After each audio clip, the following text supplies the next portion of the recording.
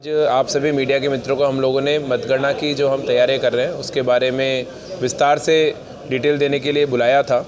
और जैसा मैंने अवगत कराया कि कल एक तो हमने सभी कैंडिडेट्स की अथवा उनके द्वारा जो प्रतिनिधि भेजे गए थे उनकी मीटिंग की थी और उनको मतगणना की जितनी प्रक्रियाएं हैं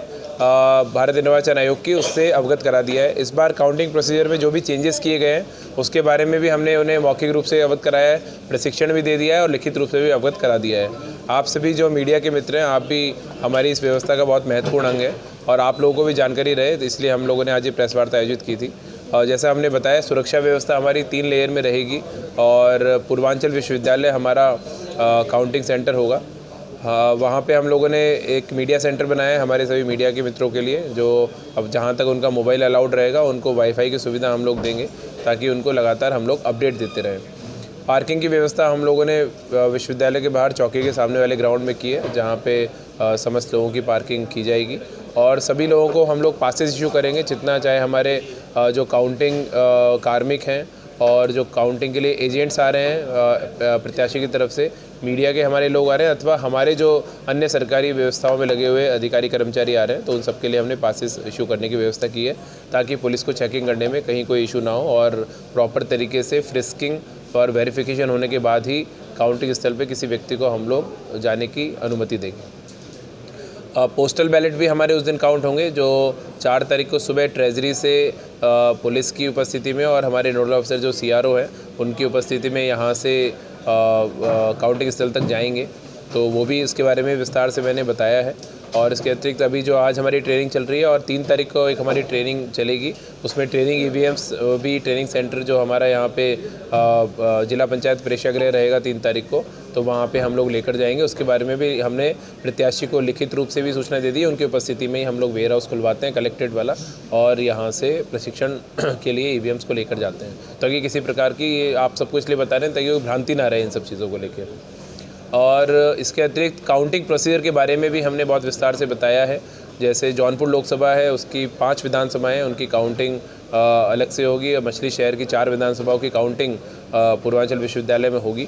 3 और 4 तारीख को विश्वविद्यालय की अन्य शिक्षण जो गतिविधियां हैं अथवा शिक्षणेतर जो गतिविधियां हैं वो बंद रहेंगी, उसके बारे में हमने रिटर्न इंस्ट्रक्शन जारी कर दिए हैं। और काउंटिंग प्रोसीजर में भी जो कंट्रोल यूनिट है उसमें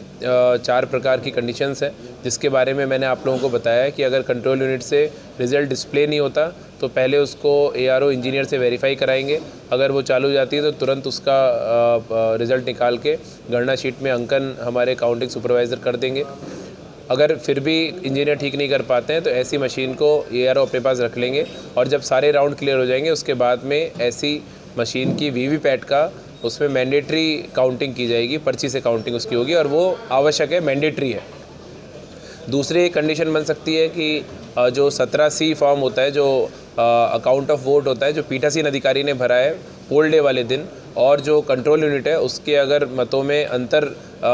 वो कुछ आता है तो ऐसी सभी मशीनों को भी ARO के पास रख लिया जाएगा और उसकी काउंटिंग उसी केस में की जाएगी जब पूरी लोकसभा के सारे राउंड क्लियर होने के बाद में अगर ये देखा जाता है कि जो पहला और द्वितीय प्रत्याशी है उनके बीच मतों का अंतर उसके बराबर अथवा उससे कम है जितने वोट उस कंट्रोल यूनिट में विद्यमान है। और इस प्रकार की मतलब सभी विधानसभाओं की कंट्रोल यूनिट्स को मिलाकर विद्यमान है। एक कंडीशन ये बनती है कि मॉक पोल का डेटा अगर कंट्रोल यूनिट से डिलीट नहीं किया तो उसमें केस में भी कंट्रोल यूनिट की गणना नहीं की जाएगी टेबल पे, उसको भी ARO अपने पास रख लेंगे और उसकी VVPAT से गणना तभी की जाएगी जब लास्ट में ये देख लिया जाएगा कि ऐसी सभी विधानसभाओं में मिलाकर और जो प्रथम और द्वितीय प्रत्याशी है उनके बीच मतों का अंतर उन सभी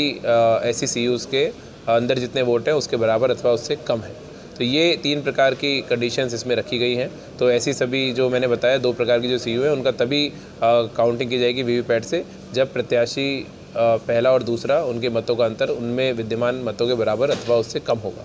तीसरे एक 56D होता है जिसमें कैंडिडेट हम RO से डिमांड करता है कि हम इसमें VVPAT से काउंटिंग चाहते हैं, वो RO का विवादिकार है कि RO उसको उस पर निर्णय ले। और चौथा एक मैंडेटरी वेरिफिकेशन होता है कि जब CU की पूरी काउंटिंग हमारी समाप्त हो जाती है कंट्रोल यूनिट की, तो लास्ट में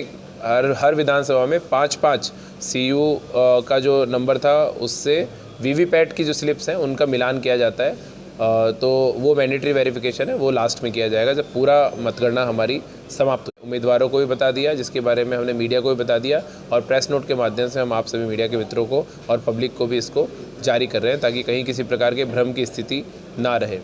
प्रत्येक राउंड का जो पूरी लोकसभा का राउंड होगा, चूँकि हर एक विधानसभा का जोड़ के बनता है, तो उसका अनाउंसमेंट हम लोग आरओ वाइज करेंगे, और आप सभी मीडिया के हमारे मित्र हैं उनको भी हम लोग प्रत्येक राउंड जब हमारा ख़त्म हो जाएगा उसकी शीट दे देंगे, ताकि आप लोग भी उसके बारे में अवगत रहें और अपने प्रसारण उसका लगातार करते रहें। तो ये हमारी पूरी प्रक्रिया रहेगी, और सकुशल हम लोग काउंटिंग की प्रक्रिया को संपन्न कराएंगे। उम्मीदवार, उनके एजेंट, पोलिंग एजेंट हर एक टेबल पे उपलब्ध होंगे। 14 टेबल हर विधानसभा में बनाई गई, जिसमें 14 एजेंट रहेंगे, प्लस एक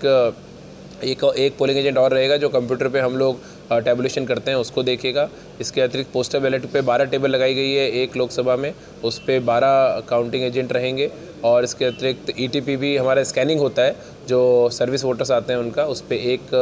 काउंटिंग एजेंट रहेगा, और बाकी प्रत्याशी और उनके जो इलेक्शन एजेंट हैं वो हर एक किसी विधानसभा में मूव कर सकते हैं। वो आरओ के यहाँ पे रहते हैं, तो आरओ के यहाँ पे जो भी टैबुलेशन का काम है उसको वो वहाँ से साथ में देखते रहते हैं। तो ये पूरी इसकी प्रक्रिया है। कहीं पे बहुत ही प्रोसीजर बहुत ही सिंपल है। हर एक स्तर पे चेक्स एंड बैलेंसेज है, हर एक स्तर पे जो उम्मीदवार हैं उनके काउंटिंग एजेंट को लगाया गया है, तो इसमें कहीं पे गफलत की कोई गुंजाइश नहीं है। सीसीटीवी कैमरा बिल्डिंग के अंदर बाहर हर एक हॉल में लगाया जा रहा है, उसकी वीडियोग्राफी का एक प्रॉपर सिस्टम वहाँ पे रहेगा, तो कहीं पे भी किसी प्रकार का कोई भी इसमें संशय की स्थिति कहीं पे भी नहीं है। और ये मैंने फिर भी कहा कि चूँकि जब इतनी सब व्यवस्थाएं हैं, पुलिस की व्यवस्थाएं, अफवाह कोई व्यक्ति उड़ाता है तो बहुत सख्ती से हम लोग उससे निपटेंगे, क्योंकि अफवाहों को हम लोग बिल्कुल इसमें वो नहीं झेलेंगे। और चूँकि हर एक प्रक्रिया सभी लोगों के सामने हो रही है, तो उसमें कहीं कोई ऐसी बात नहीं है, और लगातार हम लोग रिजल्ट भी अनाउंस करते रहेंगे। तो मेरा अनुरोध सभी लोगों से, आपके माध्यम से हमारे नागरिकगणों से रहेगा कि सभी लोग शांति व्यवस्था बनाए रखेंगे। अनावश्यक रूप से कहीं किसी के उकसावे में, बहकावे में आकर कोई भी लॉ एंड ऑर्डर को चुनौती ना दे, और हमारी जो समाज का एक अच्छा ताना बाना बना हुआ है, एक अच्छा जौनपुर मैसेज देता है सभी लोगों को कि हम लोग सभी लोग साथ में मिलजुल के शांति से रहने वाले लोग हैं, तो उसका सभी लोग परिचय दें। जौनपुर पुलिस के द्वारा पूरी तरह से तैयारी अपनी कर ली गई है। 3 लेयर इसमें सिक्योरिटी रहेगी, आइसोलेशन कॉर्डन में, इनर कॉर्डन में और आउटर कॉर्डन में, और एक ही जगह से मुख्य द्वार से सभी की एंट्री की जाएगी। मीडिया कर्मियों की, सभी हमारे एजेंट्स की, या जो भी लोग अंदर कर्मचारी वगैरह रहेंगे, सभी की एंट्री एक पॉइंट से की जाएगी। पार्किंग का स्थान निर्धारित कर दिया गया है। सभी जगह पे चेकिंग फ्रिस्किंग की व्यवस्था की गई है, और ये सुनिश्चित किया जाएगा कि मतगणना वाले दिन पूरी तरह से शांति व्यवस्था कायम रहे। इसके संबंध में जो भी उपद्रवी तत्व ऐसे चिन्हित किए गए हैं, उनके विरुद्ध प्रिवेंटिव कार्रवाइयाँ ऑलरेडी की जा चुकी हैं।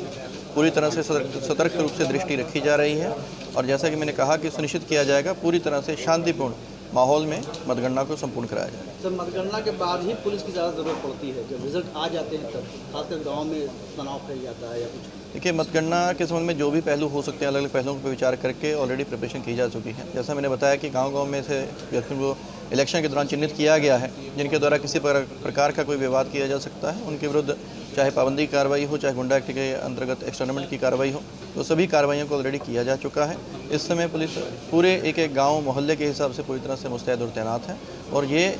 सुनिश्चित किया जा रहा है कि कहीं भी कानून व्यवस्था के साथ किसी तरह की कोई छेड़छाड़ ना हो सके।